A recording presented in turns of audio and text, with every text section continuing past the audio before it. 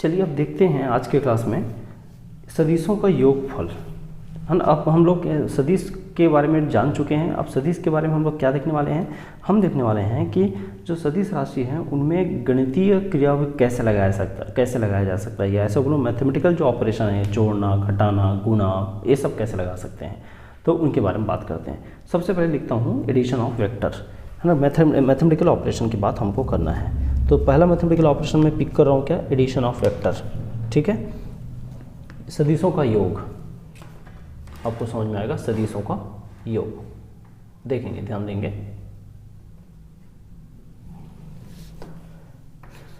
Addition of vector, addition of vector, इसको हम लोग दूसरे शब्द में बोलते हैं सदिशों का योग, सदिशों का योग, ठीक है। ये हेडिंग चलाते हैं। ध्यान दें कि इसमें जो सबसे कॉमन रूल है उस कॉमन रूल के हिसाब से बात कर रहा हूँ। मान लीजिए कोई सदिश का बिंदु ए है और ये ए से बी पॉइंट की ओर चलता है, बिल्कुल इसी की तरह। अब यहाँ से बी से शुरू करके कोई यहाँ पर सी तक चलता है, ऐसा स्ट्रेट लाइन है सारे ऐसे, ठीक है भाई, सी तक चलता है। तो इसमें चली गई कुल दूरी क्या है, या ऐसा बोला जाए तो यहाँ से ए और सी को ऐसा मिला देना, है ना, ए और सी को मिला देना। तो यहाँ हमको क्या बोलना है कि ए से बी जो सदिश है वो ए बी है और बी से जो सी सदिश है वो ऐसा वेक्टर है, और हमको निकालना है ए से सी, ठीक है।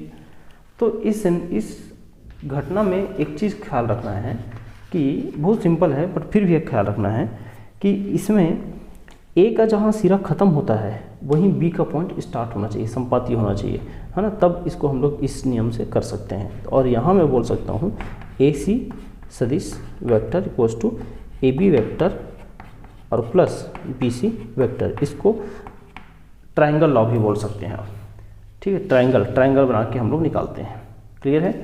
अब कई बार सवाल उठता है कि केवल प्लस हो सकता है क्या, माइनस भी हो सकता है ना, कैसे। अब जरा देखें, मान लो आप इस डायरेक्शन में ऐसे चल रहे हैं, इसी का उल्टा बना दिए, है ना, जैसे ऐसे गया वैसे ही उल्टा चले। अब उल्टा चले तो कैसे भाई, ये ऐसे, और आपको यहाँ से यहाँ पूछ दिया गया। तो इस समय ये जो पार्ट होगा ये एसी डेस बोल सकता हूँ मैं, ये जैसा भी बोलो। तो यहाँ पर ये वाला जो रूल होगा वो क्या होगा, उल्टा होगा। कहने का मतलब ट्रायंगल अब ये प्लस की जगह हो जाएगा माइनस। और ये भी कर लेते हैं अपन, ये मान लो स्मॉल ए है, इसका वैल्यू के साथ ये स्मॉल बी है, और तो यहाँ पर स्मॉल ए वेक्टर और ये बी वेक्टर, ऐसा शो कर सकता हूँ। हाँ, यहाँ से एक चीज़ याद रखना कि अगर मैं इसको ए सी डैश कर देता हूँ, ए सी डैश ऐसा, तो ये ए बी वेक्टर और यहाँ माइनस हो जाता है बी सी वेक्टर, ये बी सी डैश वाला वेक्टर। तो ये क्या हो जाएगा, ए वेक्टर माइनस बी वेक्टर। तो ये उल्टा दिशा में कर दूंगा तो माइनस हो जाएगा, सीधा दिशा में चलूँगा तो प्लस हो जाएगा, ठीक है। तो अपने को भी प्लस वाला देखना है, तो अभी आप केवल एक को ही दिखा सकते हैं। इसको हम ट्रायंगल लॉ भी बोलते हैं, इसको बस दिखाइए, ठीक। ये समझाने के लिए था, लिखना है तो लिख सकते हैं, बट छोड़ना है तो छोड़ सकते हैं। ट्रायंगल लॉ हो गया, बहुत कुछ नहीं है खास इसमें, क्लियर है। तो अगर आप उल्टा करते हो तो ये सब्सट्रैक्शन को शो करेगा, मतलब माइनस को शो करेगा, सीधा करते हैं तो ये प्लस को शो करेगा। तो ये सिंपल ट्रायंगल लॉ है, ट्रायंगल लॉ, त्रिकोण नियम बोल सकते हो, है ना, ट्रायंगल लॉ ऑफ एडिशन, ठीक है। फिर उसके बाद देखिएगा, इसमें बहुत सारे नियम हैं। जो योग है ना, उसके बहुत सारे गुण हैं या गुणधर्म हैं, प्रॉपर्टीज़ हैं। तो मैं यहाँ लिख देता हूँ अब योग के कुछ प्रॉपर्टीज़ के बारे में। तो देखिएगा 2 से 3 नियम मैं यहाँ पर बात करूँगा, तो यहाँ पर समझ में आएगा आपको। देखिए, योग के कुछ नियम होते हैं, कुछ नियम हैं जिनको हम लोग यूज़ कर सकते हैं। तो उन नियम के लिए मैं यहाँ पर कुछ पॉइंट बता रहा हूँ, उनको आपको ध्यान में रखना है। जैसे पहला नियम, मैं इसको प्रूफ नहीं करूँगा, बुक में प्रूफ भी दिया हुआ है, लेकिन प्रूफ नहीं करना है, आप लोग को कभी मैथ्स में यूज़ करना है बस, ठीक है। तो A vector plus B vector ऐसा दिया हो, और अगर मैं इसको उल्टा करके भी लिखता हूँ बी वेक्टर प्लस ए वेक्टर, तो ये सही है। हिंदी में क्रम विनिमय बोलते हैं, है ना। अब ये नियम में नाम भी नहीं लिख रहा हूँ, केवल आप इसको फॉर्मूला को याद रखिएगा। दूसरा एक और देखता हूँ कि अगर ए वेक्टर है और बी वेक्टर है, दोनों को हम लोग ब्रैकेट में रखे हैं और सी को बाहर में रखे हैं, तो ए को हम लोग बाहर रखें और यहाँ से बी वेक्टर और प्लस सी वेक्टर, ये सहचर्य बोल सकते हैं इसको इंग्लिश में एक तरह से। अब योग में इसी दो गुणधर्म का यूज़ होगा, ठीक है। अब इसको याद रखेंगे, फिर आगे इसको काम में लाएंगे। चलिए अब बात करते हैं सदिशों के गुणनफल पे। सदिशों का गुणनफल कैसे होता है उसको ज़रा ध्यान देंगे। कुछ जल्दी जल्दी उनके भी फॉर्मूलास के बारे में बात कर लेते हैं, इस पर कैसे दिखता है देखते हैं। सदिशों का गुणनफल, हेडिंग है सदिशों का गुणनफल, या दूसरे शब्द में लिख सकते हैं multiplication of vector, multiplication of vector, ठीक। हाँ, समझेंगे। याद रखिए कि मान लो ए और बी दो वेक्टर है और इनके बीच का जो एंगल है वो थीटा है। इस तरह ये ओ पॉइंट कर देता हूँ, इसको ए कर देता हूँ, इसको बी कर देता हूँ, और यहाँ के जो वेक्टर है उसको स्मॉल ए से रिप्रेजेंट करता हूँ, यहाँ के वेक्टर को स्मॉल बी से रिप्रेजेंट करता हूँ। इनके बीच का जो एंगल है वो थीटा है, ठीक है भाई। अब हम लोग जब इसको रिप्रेजेंट करते हैं तो कैसे रिप्रेजेंट करते हैं बता रहा हूँ कि यहाँ एक चीज़ कंडीशन है, थीटा को याद रखना 0 से बड़ा है या बराबर है और पाई से छोटा है। पाई मतलब 180 और 0 के बीच है, इसका मतलब है 0 से 180 के बीच, ठीक है, 180 डिग्री के बीच में है। तो इस कंडीशन में एक केस एग्जांपल दिया हुआ है। अब हमको इसका प्रोडक्ट निकालना है। प्रोडक्ट को कई बार डॉट प्रोडक्ट भी कहा जाता है। इसको ये ए वेक्टर बी वेक्टर कई बार सिंपल बार से दिखाते हैं, ये कहलाता है एक दूसरे का डॉट प्रोडक्ट। डॉट का मतलब यहाँ पर मल्टीप्लिकेशन ही होता है ना, ए डॉट बी बोलते हैं इसको, ठीक है भाई। तो अब यहाँ पर कंडीशन से याद रखें, ए डॉट बी में क्या है उसको समझते जाइएगा। पहला चीज़ कि ये डिपेंड करता है कि इनके बीच के थीटा क्या है ना। थीटा पर कैसे कैसे डिपेंड करता है, जैसे देखेंगे इसका पहला केस ये बोलता है कि ये जो गुणनफल है आंसर इनका जो गुणनफल का आंसर ऋणात्मक होगा, नेगेटिव होगा। कब? जब थीटा का मान क्या हो, पहले धनात्मक वाला कर लेते हैं। धनात्मक होगा जब थीटा क्या है, न्यून कोण हो। न्यून कोण मतलब 90 से नीचे, लेस देन 90 डिग्री हो। 0 से 90 डिग्री के बीच हो तो ये आंसर जो होता है इसका पॉजिटिव आता है। फिर दूसरा पॉइंट बोलता है क्या, यही आंसर नेगेटिव होगा अगर ये अधिक कोण हो। अधिक कोण मतलब इंग्लिश वालों के लिए मोर देन 90। अगर ये एंगल 90 और 180 के बीच हो तो इसका वैल्यू नेगेटिव आता है, ठीक है। और 0 कब आएगा, जब दोनों में से एक घटक का परिणामी 0 हो या थीटा 0 हो। और तीसरा 0 होता है, शून्य होता है कब, जब या तो a 0 हो या फिर b 0 हो और या फिर थीटा क्या हो, 90 डिग्री हो, एग्जैक्टली 90 डिग्री ना, तो ये 0 होता है। तो ये a डॉट बी का आंसर 3 तरह से हो सकता है। अब बारी आती है कि इसको एक्चुअली दिखाओ कि कैसे हो सकता है ना। जैसे समझे कि अगर a डॉट बी को हम लोग ऐसा लिखें, a dot B equals to, ध्यान देंगे कि a डॉट बी मैं लिखने का तरीका बदल रहा हूँ, उसके हिसाब से बता रहा हूँ आपको कि जब हम a डॉट बी लिखते हैं तो a डॉट बी में a और b ऐसा लिखूँ तो ये क्या होगा, वेक्टर के ये परिमाण है और ये वेक्टर है ना। तो ये कब होगा, जब a और b क्या हो, समसदिश हो। जब इसका आंसर बता रहा हूँ, a और b समसदिश हो, मतलब दोनों बराबर है, समसदिश इक्वल वेक्टर हो, तब ये सीधा सीधा इसके परिमाण के गुणा के बराबर आता है, ठीक है भाई। लेकिन जब वो असमसदिश हो, है ना, जब वो असमसदिश हो मतलब इनके जो सदिश का वैल्यू बराबर ना हो तो अलग अलग आ सकता है। कैसे आ सकता है मैं बता रहा हूँ आपको। तो पहले उसको ज़रा ध्यान देंगे कि असम सदिश हो तो समझेंगे a डॉट बी। अब मैं सबके लिए बताता हूँ कॉमन रूप से, या सिंपल ऐसे लिख देता हूँ, इसकी ज़रूरत नहीं है, इस वाले को बताने की ज़रूरत और एक्स्ट्रा नहीं है, सिंपल। अब इसके आंसर को कैसे लिखा जाता है वो देख लीजिए कि आंसर को हम इस तरह लिखते हैं a dot B vector equals to A B, ये होता है, और कॉस, यहाँ पर कॉस है ना, कॉस थीटा होता है, इस तरह से कॉस थीटा लिख दीजिए। तो ये एक ओवरऑल फॉर्मूला हो जाता है कि जब हम वेक्टर को इस तरह रिप्रेजेंट करें तो क्या होगा, तो इस तरह से होगा। ठीक है भाई, क्लियर है। अब कभी कभी ऐसा भी पूछ देता है कि जब दोनों ये लाइन संपाती हो, अब सीधा देखो इसको बोल दिया तो आप कोई भी चीज़ को समझ सकते हो, है ना, ये कोई भी चीज़ समझा जा सकता है। ठीक है, क्लियर है भाई। हाँ, क्योंकि अब कॉस थीटा का वैल्यू आप देख लेना, कॉस थीटा में वैल्यू में आप देखना कि 0 से 90 के बीच पॉजिटिव रहता है, 90 से ऊपर नेगेटिव हो जाता है, और 90 पर कॉस 90 0 होता है। इसलिए ये पूरा सबकी कहानी एक साथ कह देता है। तो कॉस की वैल्यू आपको पहले भी बताया जा चुका है, तो कॉस का वैल्यू आपको याद है, 0 से लेकर 0, 30, 45, 60, है ना, 90, 120, 180, ऐसा। तो कॉस का वैल्यू याद है, आप उसको यहाँ रखिए, अब आंसर हो जाता है। तो ये डॉट प्रोडक्ट का आंसर ये होता है। ठीक, तो ये काम आएगा। अब हम लोग गुणनफल तो समझ गए हैं, ये कंडीशन कहाँ का है भाई, ये इसी से निकला हुआ कंडीशन है। मतलब मैं इतना ना बता के केवल ये बता देता तो भी आपके काम आ जाता। देखिए मल्टीप्लिकेशन का तो क्लियर समझ में आया।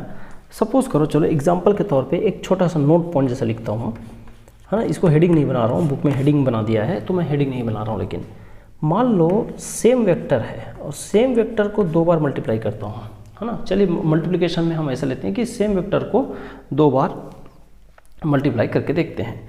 अब सेम वेक्टर को 2 बार मल्टीप्लाई करके देखा जाए तो क्या होगा भाई, फॉर्मूला के अकॉर्डिंग a इंटू ए, अब a into A cos theta होगा। अब बताइए कॉस, इसमें a इंटू ए है, इसका मतलब ये दोनों क्या है, एक ही है, ऐसा संपाती बोल सकते हो, मतलब एक पैरेलल है। तो ऐसे में दोनों का जो एंगल है वो हमेशा 0 डिग्री होगा। तो यहाँ लिख सकता हूँ a into A cos 0 degree, और कॉस 0 का मतलब होता है क्या, 1। तो कॉस 0 इक्वल्स टू 1 होता है, तो यहाँ पर क्या होगा, a इंटू ए होगा। इसका मतलब a vector dot A vector a equals to A square हो जाएगा, है ना। तो यहाँ से सीधा सा सदिशों का विस्तार कर दूंगा तो ये सेम सदिश का मल्टीप्लाई का आंसर आ जाता है। मतलब ये हुआ, कुछ भी हो जाए आप केवल इतना याद रखो कि कोई भी 2 सदिश का मल्टीप्लाई अगर जब भी मैं डायग्राम दिया था उस सेंस में दे रहा है तो इसका मतलब a डॉट बी का आंसर होता है ए बी कॉस थीटा। अब थीटा पर डिपेंड करेगा कि आंसर क्या होने वाला है। क्लियर। हाँ, अब हम लोग बात करने वाले हैं इसके भी गुण। चलिए जैसे अब योगात्मक जो सदिश था उनके गुण देखे, बिल्कुल वैसे ही अब हम गुणात्मक या गुणनफल वाले के सदिश के लिए नियम देखते हैं या गुण देखते हैं, प्रॉपर्टीज। समझिएगा, मैं अब बात करने वाला हूँ properties of multiplication of vector. ठीक है, इस ऑपरेशन की क्या प्रॉपर्टीज हो सकते हैं समझेंगे। प्रॉपर्टीज या गुण, प्रॉपर्टीज या गुण, ध्यान देना। प्रॉपर्टीज या गुण कैसे, तो प्रॉपर्टीज या गुण में क्या क्या, पहला है इक्वेशन वाइज लिखूंगा। फर्स्ट a डॉट बी equal to b dot a, b dot a, a dot b equal to b dot a। इसका मतलब क्या है, इसको हम लोग क्यूमुलेटिव लॉ बोलते हैं या क्रम विनिमय। ये शब्दों में नाम जानना जरूरी नहीं है, ये होता है इतना जान ले काफ़ी है। क्रम विनिमय बोलते हैं या इंग्लिश में क्यूमुलेटिव। दूसरा देखिए,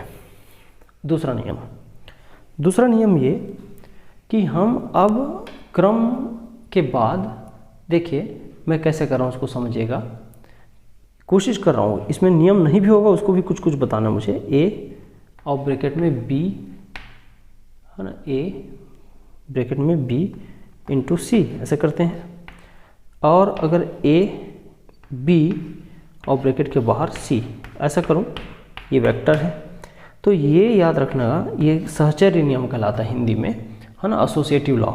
लेकिन ये यहाँ पर वर्क नहीं करता, ये नियम काम नहीं करता। इक्वल वाला जो पार्ट था वो कहाँ काम करता था, वहाँ योग में, लेकिन यहाँ गुणा में ये इक्वल नहीं होता। इस बात को याद रखेंगे, चलेगा। हाँ, ये याद रखिएगा, मैं ये जानबूझ के लिखा हूँ, नहीं होता फिर भी लिखा हूँ यहाँ पर, ताकि गलती से भी गुणनफल में ये यूज़ नहीं करेंगे मल्टीप्लाई में। तीसरा देखिएगा, तीसरा नियम ऐसा लिख रहा हूँ कि मान लीजिए m इंटू यहाँ पर a है, ठीक है भाई, ये अदिश है और ये वाला सदिश है। अदिश और सदिश मल्टीप्लाई में है ऐसा, और इसके साथ दूसरा हिस्सा ऐसा है, n अदिश है और b सदिश है ना, स्केलर वेक्टर, स्केलर वेक्टर। अब यहाँ पर इसके इक्वल देखो, m इंटू n, दोनों अदिश राशियों को एक साथ ले लिया और दोनों सदिश राशियों को एक साथ ले लिया, ये दोनों भी सही है, इसमें कोई दिक्कत नहीं है। और भी कर सकता हूँ इसको, n के साथ मैंने उल्टा कर दिया, n के साथ a ले लिया, n अदिश के साथ, n स्केलर के साथ a वेक्टर ले लिया, मतलब इसको इसके साथ और इसको इसके साथ, तो भी ये सही है ना। अब मैं क्या कर लूँगा भाई, m लिख दूंगा, m के साथ b ले लूँगा, तो भी सही है। कहने का मतलब ये है कि इंटू में ऐसा डॉट, एक प्लस माइनस बस नहीं रहना चाहिए, बाकी हम इधर उधर कर सकते हैं, है ना, इधर उधर कर सकते हैं, याद रखिएगा। चलिए और देखेंगे, एक होता है इसके जस्ट बाद कि ये जो मैं ऊपर लिखा हूँ इसी को मैं सुधार के लिखता हूँ, देखना, एक नियम बना रहा हूँ उसी को। चौथा, कैसे इसको हम डिस्ट्रीब्यूटिव लॉ बोल सकते हैं, है ना, डिस्ट्रीब्यूटिव लॉ, या इसको सहचर बोले और मैं डिस्ट्रीब्यूटिविटी कर देता हूँ। यहाँ एक नया नियम आता है डिस्ट्रीब्यूटिविटी, है ना, कैसे, ए आपने लिखा बी और सी, है ना, ऐसा कुछ, ए सॉरी ये थोड़ा सा अलग है, मैं सुधार रहा हूँ। चलिए चौथे में देखो एक नया नियम, बी प्लस सी, ठीक है। बी प्लस सी में यहाँ और यहाँ अंतर है, यहाँ इंटू है, यहाँ पर प्लस है, इसको सहचर्य बोलते हैं, और अभी जो बोल रहे हैं उसको डिस्ट्रीब्यूटिविटी बोलेंगे, या डिस्ट्रीब्यूटिव लॉ, बंटन नियम बोलते हैं हिंदी में। हाँ, अब इसमें देखें कैसे, इसको जैसे ऐसे वो चीज़ों को सॉल्व करते हैं तो कैसे करते हैं, बिल्कुल सामान्य मैथ्स जैसा है, ए टू बी, ए और बी मल्टीप्लाई प्लस ए और सी मल्टीप्लाई, तो इस तरह से काम चलता है, चलेगा। ये भी आप सुने होंगे, ऐसा कुछ नहीं भाई, एकदम सिंपल मैथ्स है। इसको नाम क्या देते हैं, डिस्ट्रीब्यूटिव लॉ, हिंदी में बंटन नियम। ये क्या होता है, ये सब स्कूलों में मैथ्स में पढ़ा जाता है, ये सब नियम कहाँ पढ़ते थे, अपन स्कूल के मैथ्स में, तो बिल्कुल वही है, ये मिडिल लेवल के स्कूल के लिए मैथ्स में पढ़ाया जाता है, इतना छोटा चीज़ है ये, ठीक है भाई। हाँ, तो इस नियम को नोट करिए, फिर मैं आगे कुछ और बात करता हूँ। मैं यहाँ पर डायग्राम के जरिए नहीं बता रहा हूँ केवल, और प्रूफ भी नहीं कर रहा हूँ, बुक में प्रूफ भी किया हुआ है, केवल और केवल आपको ये बता रहा हूँ। अच्छा, थोड़ा सा जगह है, एक काम और कर लेता हूँ, है ना, एक काम और कर लेता हूँ, देखेंगे क्या कि एक नियम ऐसे करता हूँ, समझिएगा।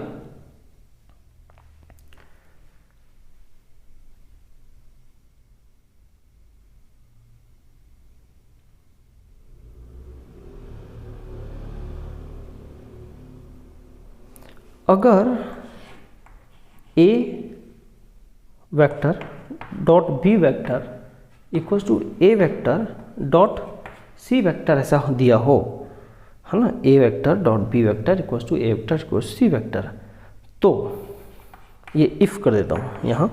यदि ये है तो ये श्योर है कि a या तो जीरो वेक्टर है, a या तो जीरो वेक्टर है ना, या b इक्वल्स टू सी है, b इक्वल्स टू सी है। भाई a को जीरो करोगे तो इधर भी जीरो इधर भी जीरो बराबर है, या फिर b इक्वल्स टू सी कर दो, ये b और c बराबर हैं तो भी ये दोनों बराबर होंगे।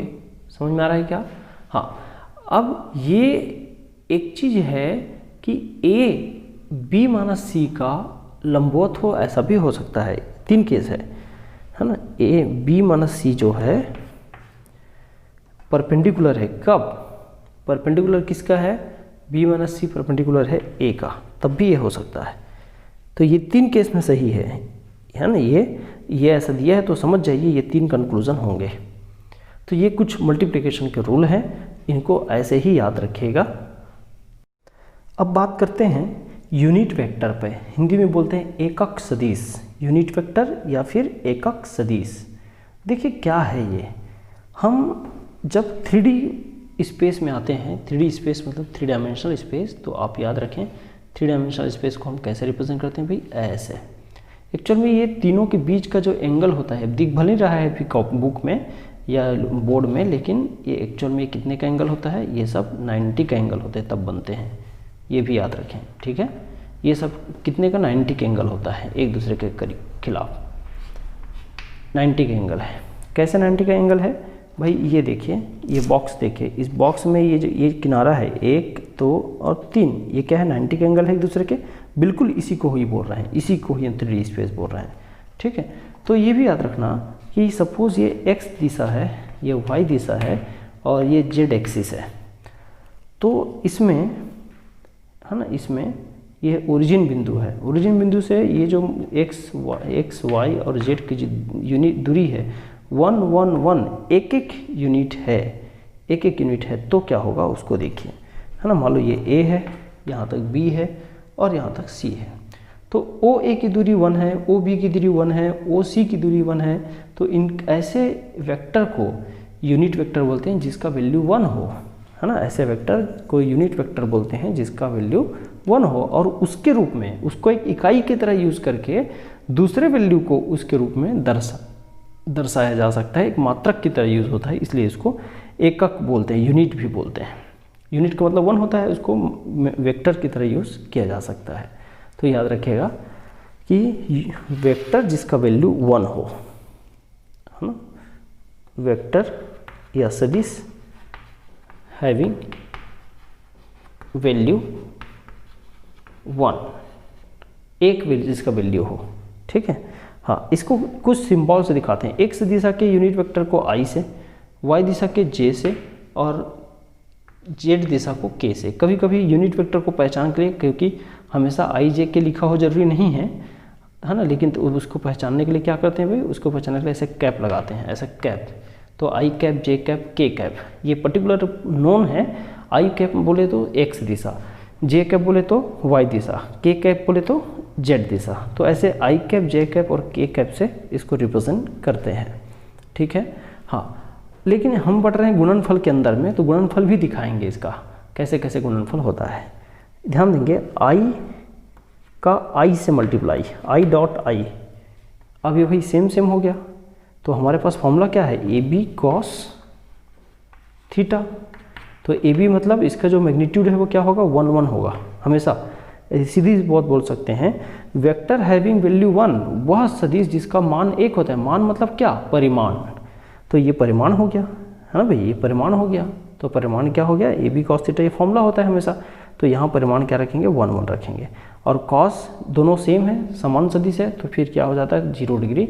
और cos 0 का वैल्यू आप जानते हो, cos 0 मतलब 1 होता है। तो यहाँ से टोटल क्या आ जाएगा, ये अच्छा एक चीज़ और याद रखना, ये वैल्यू को आप यहाँ 1 मत रखिए, फिलहाल 1 मत रखिए, इसको I रखिए, ठीक है, इसको I रखिए, बाद में देखेंगे 1 होता है वो, पहले I रखिए। तो इसको हम कई बार क्या बोलते हैं, इसका वैल्यू 1 हो गया और इसको I स्क्वायर भी बोलते हैं, जैसे बाकी जगह बोलते थे, ठीक है। ये I स्क्वायर हो गया और ये टोटल क्या हो जाएगा 1। बिल्कुल ऐसे ही दूसरा, J और J को मल्टीप्लाई करूँ यूनिट कैप, तो ये हो जाएगा J स्क्वायर और 1। K कैप और K कैप को मल्टीप्लाई करूँ तो इसका आंसर हो जाएगा K स्क्वायर और 1। ऐसा है यूनिट वेक्टर के। ये तो हो गया सेम यूनिट। हम डिफरेंट यूनिट की भी बात कर लेते हैं।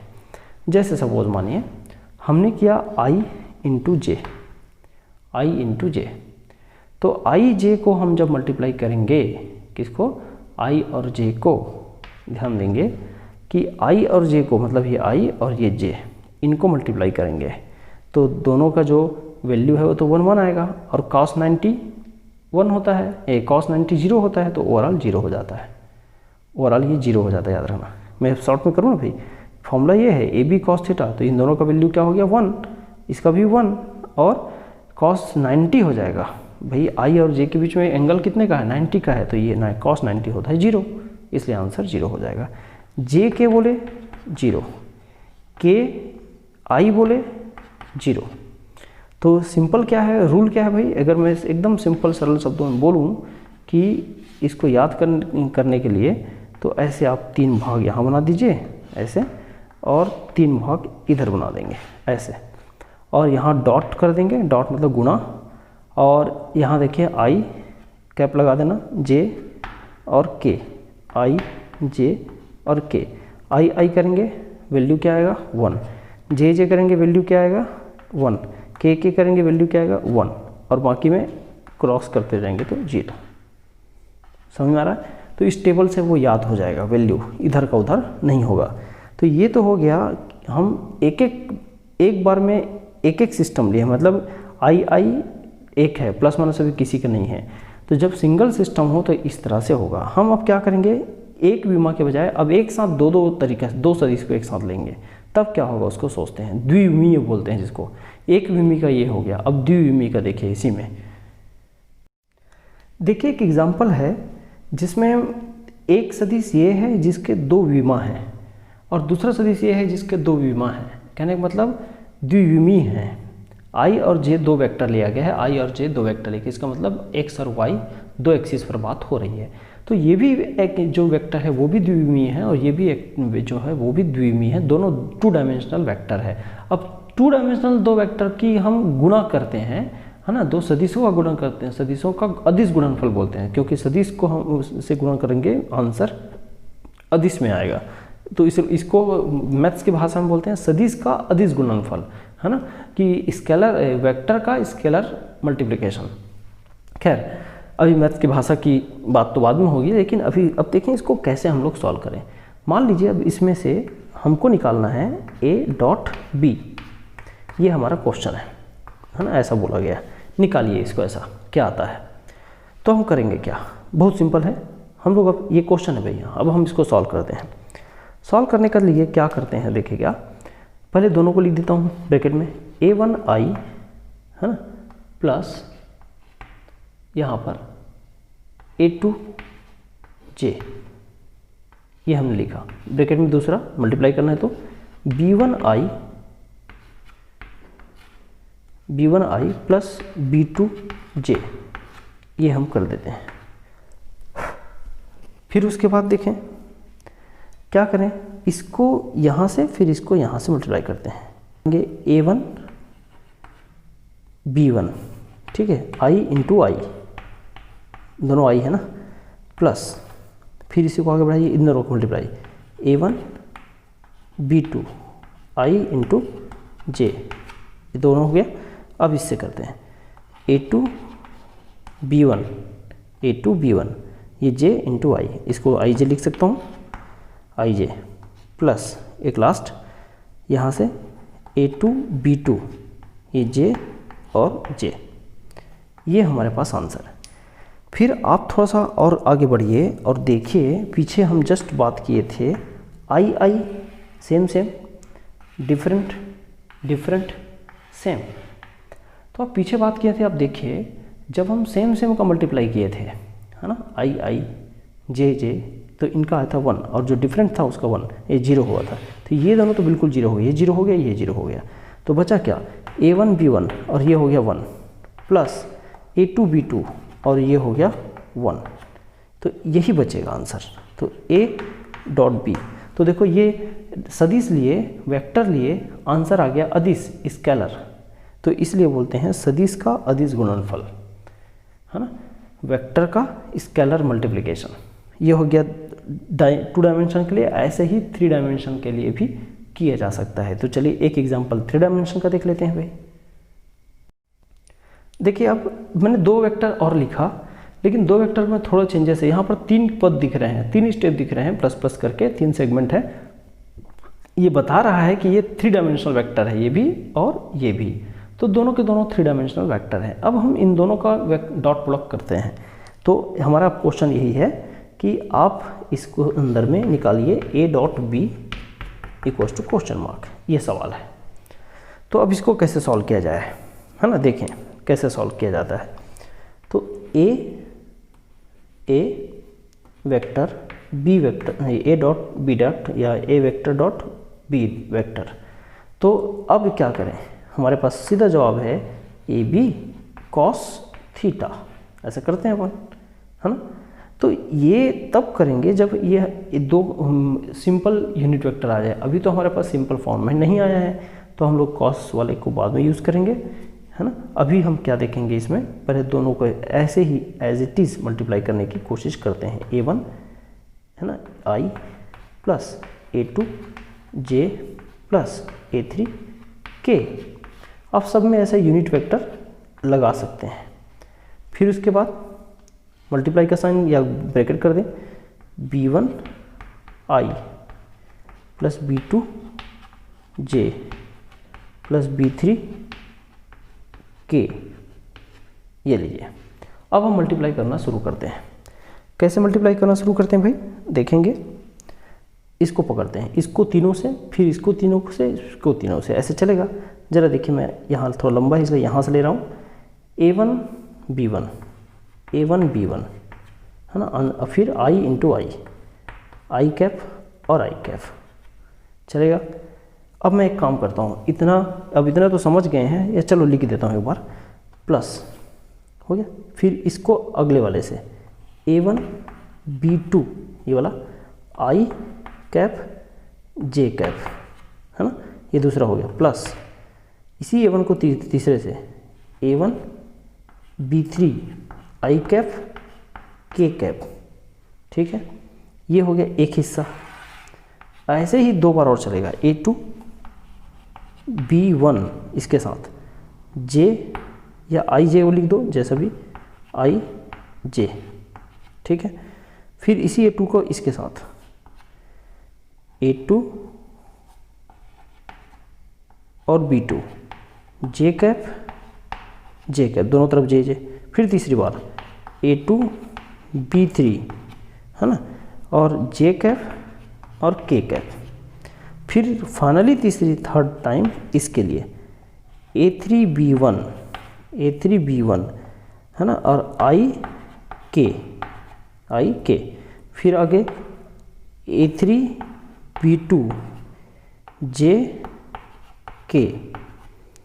फिर आगे A3 B3 और दोनों K कैप। अब इतना लिखने के बाद, ये बहुत हैवी दिख रहा है जरूर, लेकिन है कुछ नहीं। सेम आए वहाँ 1, सेम आए वहाँ पर, ये क्या है IJ है, I डिफरेंट आया वहाँ पर 0, ये कट गया, गायब, एकदम गायब, 0। फिर यहाँ से देखो IK different 0, IJ different 0, JJ यहाँ 1, ये 1 आ जाएगा, बाकी ये बचेगा, ये कट गया बाहर। 0 कहने का मतलब IK 0, JK 0, KK 1। तो बचा क्या फाइनली हमारे पास बचा है A1 B1 है ना, प्लस सेकेंड पार्ट यहाँ से यहाँ, ये देखिए A2 B2 प्लस फिर यहाँ यहाँ A3 B3। बताइए, ये क्लियर हो गया, ये आंसर हो गया इसका, सही है। तो ये बहुत इजी हो गया है अब सॉल्व करना यूनिट वेक्टर की मदद से, ठीक है। ऐसे ही पूछा जा सकता है। ध्यान दें, एक नोट पॉइंट जैसा मैं लिखा देता हूँ, इसमें 3-4 कैरेक्टरिस्टिक को डिस्कस करूँगा। 2 वेक्टर मान लो जैसे पीछे दिया था, बिल्कुल वैसे ही लिया हूँ। 2 वेक्टर हैं तो कभी कभी पूछता है इनके बीच एंगल बिटवीन देम, एंगल है ना, कोण, इनके बीच का कोण कैसे निकालें। तो उसके लिए हम लोग क्या करते हैं, कॉस थीटा निकालते हैं। कैसे करते हैं भाई, जो वैल्यू आया था पीछे, जो इनके जो डॉट प्रोडक्ट यूज़ किए थे, उस वैल्यू को यहाँ पर मैं लिखता हूँ। तो यहाँ A1 B1 था, प्लस A2 B2 था, प्लस A3 B3 था, डिवाइडेड बाय, याद रखिएगा कि अगर हम इनका A1 कैसे, यहाँ A1 का स्क्वायर प्लस A2 का स्क्वायर प्लस A3 का स्क्वायर, ठीक है। फिर अंडर रूट मल्टीप्लाई B1 का स्क्वायर प्लस B2 का स्क्वायर प्लस b3 का स्क्वायर, ऐसे करें तो ये कॉस थीटा उसी एंगल को रिप्रेजेंट कर थीटा उसी एंगल को रिप्रेजेंट करता है जो इन दोनों वेक्टर के बीच हो, चाहे वो इस तरह हो या कोई भी हो। ठीक है, फिर उसके बाद देखिए ये हो गया एक पॉइंट। दूसरा ये बताता है कि दोनों वेक्टर के बीच एंगल निकालना है, तो ऐसा अब इस एंगल के 3 केसेस हो सकते हैं, है ना भाई, इस एंगल के 3 केसेस हो सकते हैं। कैसे भाई, जरा देखिए, अगर दोनों को हम लोग एक दूसरे के लंबवत मान रहे हैं, एक दूसरे के लंबवत A and B are perpendicular, perpendicular मतलब ऐसे चिन्ह दर्शाते हैं, ये लंबवत का साइन है। तो लंबवत में थीटा क्या होगा 90 डिग्री, और cos 90 होता है 0, है ना, cos 90 होता है 0, ये 0 कर दोगे तो पूरा 0 हो जाएगा। तो यहाँ पर A1 B1 plus A2 B2 के साइन से बता रहा हूँ, और plus A3 B3 equals to हो जाएगा 0, और ये 0 आया तो समझ जाइए A और B एक दूसरे के परपेंडिकुलर है, एक दूसरे के लंबवत है। तो एक क्राइटेरिया हो गया। दूसरा क्राइटेरिया ये कि मान लीजिए हम दोनों को समांतर चाह रहे हैं, दोनों को क्या चाह रहे हैं, समानांतर, तो दोनों को पैरेलल चाहने हैं, दो वेक्टर है और A और B मान लो A एंड B जो है एक दूसरे के पैरेलल चाह रहे हैं, ये समांतर का चिन्ह है। तो समांतर चाह रहे हैं तो क्या होगा, समांतर चाह रहे हैं तो क्या होगा, तो उसके लिए याद रखिएगा A1 upon B1 equals to होना चाहिए A2 B2 और इक्वल्स टू होना चाहिए A3 B3, ये सब क्या होना चाहिए, कांस्टेंट होना चाहिए, मतलब सभी का रेशियो 1 होना चाहिए। तो ये क्या हो जाएगा, पैरेलल, और ऐसा आंसर आया तो ये हो गया परपेंडिकुलर। हम क्या बात कर रहे हैं, इन दो वेक्टर का आपस में अगर परपेंडिकुलर वाला रिलेशन होगा तो 0 आएगा, अगर ये दोनों पैरेलल होंगे तो इनका जो रेशियो है वो कांस्टेंट आएगा। तो ये 2 कंडीशन याद रखिएगा।